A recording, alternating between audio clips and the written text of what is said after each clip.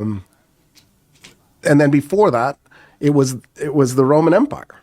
And in other words, this idea of Spain was really created in 1492 by Queen Isabella. Right? She's the person who creates Spain. The Roman province was called Hispania, and that's where España, the name, comes from. Makes sense. But Isabella, the Queen of Castile and Leon, is the person who created Spain. She said, there will be a Spain, and boom, there it was. She was that powerful. She was that powerful. She really was.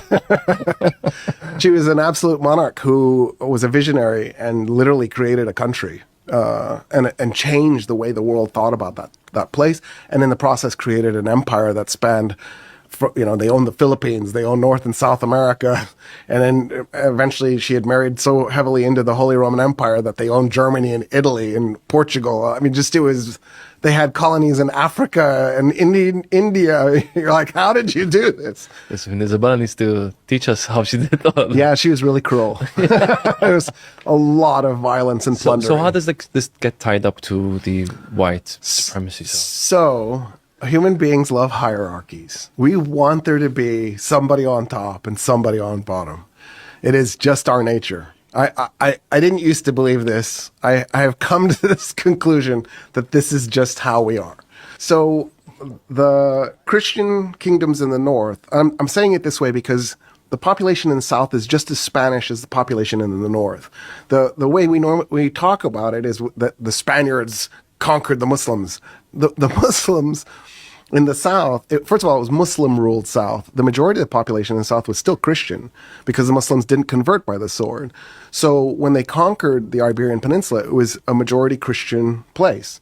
Egypt was a majority Christian place until 600-700 years ago because there was no compulsion to convert.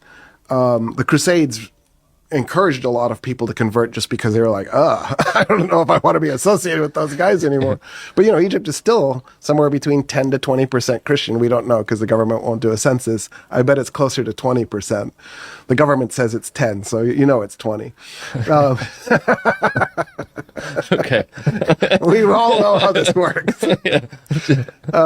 And so what you had in the South was Muslim-ruled Christian, Jewish, and Muslim population that spoke a language that was a hybrid of Arabic and Latin. And by the way, there was some German mixed in it and some Celtic mixed in it, but it was primarily Latin and Arabic.